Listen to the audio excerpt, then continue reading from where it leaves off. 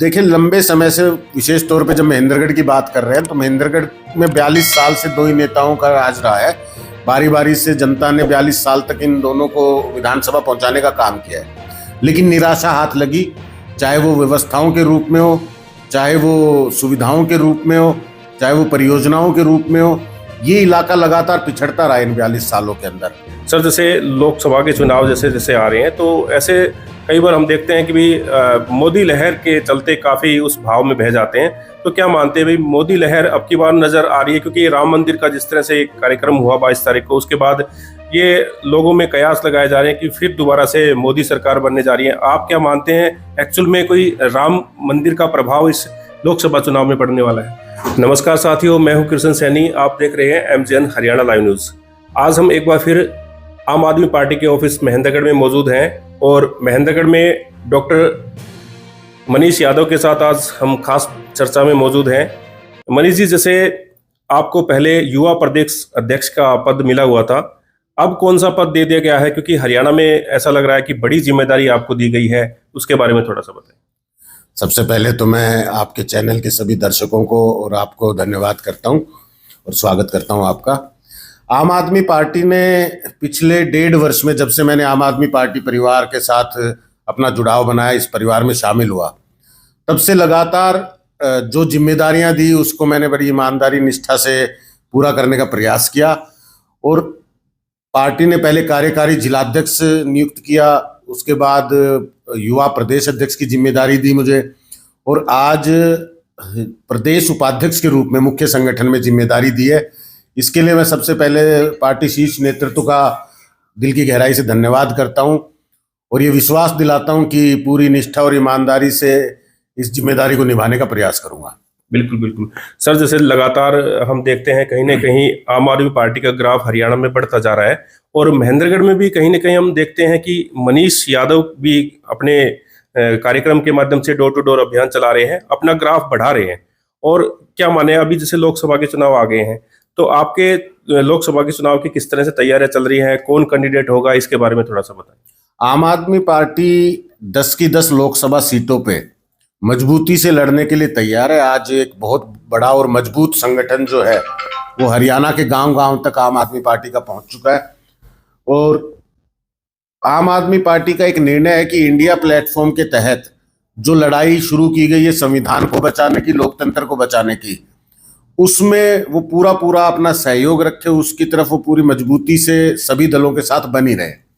इसके ऊपर शीर्ष नेतृत्व के बीच में क्या सहमति बनती है कि इंडिया गठबंधन के तहत सीटों का क्या बंटवारा रहेगा, वो जैसे ही उनका कोई डिसीजन होता है उसमें जो चर्चाएं होंगी वहां से जो निकल के आएगा उसके अनुसार लड़ा जाएगा। 90 की 90 विधानसभा सीटों पे अरविंद केजरीवाल जी ने साफ कहा है कि आम आदमी पार्टी अकेले लड़ेगी और 2024 में सत्ता परिवर्तन के लिए लड़ेगी। जिस तरह से दिल्ली और पंजाब में आज प्रचंड बहुमत की सरकार आम आदमी पार्टी के, तो आने वाले समय के अंदर हरियाणा के अंदर आम आदमी पार्टी की तीसरी सरकार बनने जा रही है। तो सर, जैसे क्या माने भाई, आप लोकसभा की तैयारी करेंगे या विधानसभा में?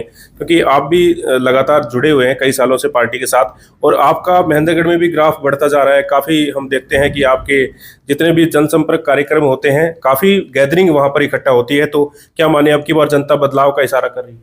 बिल्कुल। देखिए, लंबे समय से विशेष तौर पे जब महेंद्रगढ़ की बात कर रहे हैं तो महेंद्रगढ़ में 42 साल से दो ही नेताओं का राज रहा है। बारी बारी से जनता ने 42 साल तक इन दोनों को विधानसभा पहुंचाने का काम किया है, लेकिन निराशा हाथ लगी। चाहे वो व्यवस्थाओं के रूप में हो, चाहे वो सुविधाओं के रूप में हो, चाहे वो परियोजनाओं के रूप में हो, ये इलाका लगातार पिछड़ता रहा इन 42 सालों के अंदर। तो अब ये बदलाव की आवाज जो ये जनता की जमीन पर जो है वो मजबूत होती जा रही है। हम जो जाते हैं तो ये ताकत अरविंद केजरीवाल जी की नीतियों की, उनकी विचारधारा की, उनके काम की, कि आज हमारे एक हाथ पे जहां दिल्ली के अंदर इतनी शानदार सुविधाएं आम लोगों को मिल रही है, मूलभूत सुविधाओं की व्यवस्था अरविंद केजरीवाल जी ने कर दी। हर एक वर्ग खुश है। युवाओं को रोजगार देने का काम, महिलाओं को सम्मान सुरक्षा देने का काम, बुजुर्गों को सम्मान देने का काम, वहाँ कर्मचारियों के लिए अच्छी व्यवस्था कर दी है। बिजली पानी की व्यवस्था मुफ्त कर दिया, 24 घंटे व्यवस्था बना दी। स्कूल अस्पताल की व्यवस्था शानदार कर दी, आम लोगों के लिए इन सुविधाओं को मुफ्त कर दिया गया है। तो ये सब कुछ जनता देख रही है। हरियाणा बिल्कुल करीबी होने के नाते, आज पंजाब के अंदर 1.5 साल की सरकार हुई है वहां भी 24 घंटे बिजली, मुफ्त बिजली की व्यवस्था, शानदार स्कूल बनना शुरू हो गए, शानदार अस्पताल बन रहे हैं, गांव गांव में मोहल्ला क्लिनिक बन रहे हैं, किसानों को समय पे मुआवजा दे दिया सरकार ने, 42,000 युवाओं को रोजगार दिया एक ही साल के अंदर। तो ये सारे काम जो हैं ये आज ये तय कर रहे हैं कि हरियाणा के अंदर आम आदमी पार्टी की तीसरी सरकार बनने जा रही है। तो हम जहां भी जाते, जो भी ये मजबूती मिल रही है, जो भी लोगों का लगातार जुड़ना है, वो अरविंद केजरीवाल जी की नीति और उनके किए हुए कामों के कारण है। बिल्कुल बिल्कुल सर, जैसे लोकसभा के चुनाव जैसे जैसे आ रहे हैं तो ऐसे कई बार हम देखते हैं कि भी मोदी लहर के चलते काफी उस भाव में बह जाते हैं। तो क्या मानते हैं भाई, मोदी लहर अब की बार नजर आ रही है? क्योंकि राम मंदिर का जिस तरह से एक कार्यक्रम हुआ 22 तारीख को, उसके बाद ये लोगों में कयास लगाए जा रहे हैं कि फिर दोबारा से मोदी सरकार बनने जा रही है। आप क्या मानते हैं, एक्चुअल में कोई राम मंदिर का प्रभाव इस लोकसभा चुनाव में पड़ने वाला है? देखिए, राम के प्रति आस्था हर एक भारतवासी में है। हम सब, जब राम मंदिर बना तो ये खुशी हर दल में पहुंची है, हर व्यक्ति तक पहुंची है, और हर व्यक्ति ने इसमें हर्ष भी महसूस किया और गौरव भी महसूस किया है कि रामलला लौट कर आए। और सबने जो जहां से जिस तरह से शामिल हो सकता था उस कार्यक्रम में शामिल हुआ है। तो इसका जो प्रभाव है वो राजनीतिक रूप उसको देने का प्रयास भारतीय जनता पार्टी जरूर करेगी। लेकिन आम लोगों को ये पता है कि राजनीति का काम जो है वो धर्म से नहीं है, वो राजनीति जो है वो काम की होनी चाहिए और काम के लिए होनी चाहिए। आज ये काम की राजनीति हिंदुस्तान के 2 राज्यों में पहुंच गई है। दिल्ली और पंजाब में जो काम किए हैं वो 70 साल की राजनीति में नहीं किए गए। तो अब जनता राजनीति में जब हम बात करेंगे तो वो काम के आधार पर वोट करने का मन बना रही है। हमें पूरा विश्वास है कि भारतीय जनता पार्टी चाहे जितना इसका तुष्टीकरण करना चाहे, चाहे इसका इस्तेमाल करना चाहे, वो धर्म की राजनीति में लोगों को बांटना चाहे, जाति की राजनीति में लोगों को बांटना चाहे, लेकिन आम आदमी पार्टी लोगों को काम की राजनीति में बनाए रखेगी और लोगों को काम की राजनीति से जोड़े रखेगी। क्योंकि 5 साल सरकार से क्या काम लेना चाहिए और सरकार की क्या जिम्मेदारी है, ये तय होना, इसके लिए सरकार को प्रतिबद्ध करना, ये आम नागरिक का अधिकार है। उस तरह की राजनीति अब हरियाणा में आएगी। दिल्ली और पंजाब के बाद मैंने फिर से कहना चाहूंगा कि हरियाणा के अंदर तीसरी सरकार आम आदमी पार्टी बिल्कुल। मनीष जी, जैसे एक आखिरी सवाल मैं और आपसे करना चाहूंगा, क्योंकि मतलब कई बार हम देखते हैं कि भी जब चुनाव में हम आते हैं तो कोई ना कोई विजन होता है। तो आपका चुनाव लड़ने का क्या विजन है? मतलब कौन सी ऐसी जो पीड़ा है जो महेंद्रगढ़ क्षेत्र में वो चीजें नहीं हो पाई हैं, जिसको लेकर के आप जनता के बीच में जा रहे हैं? कौन सी मूलभूत सुविधाएं हैं जो चीजें जनता तक नहीं पहुंच पाई हैं? कौन सी आपके मन में जो ख्वाहिश है कि ये चीजें हमें महेंद्रगढ़ में हमारे बनने के बाद होनी चाहिए?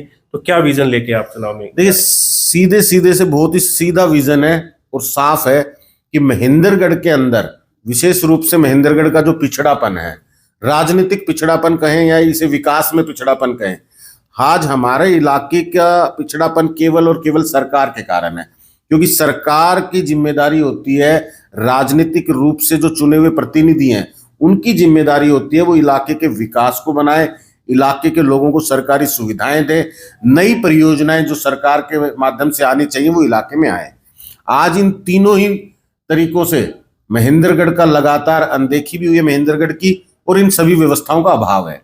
तो हमारी जो लड़ाई है, हमारा जो विजन है वो इसी को लेके है कि सरकारी माध्यम से जो सुविधाएं आनी चाहिए थी वो अब तक नहीं आई।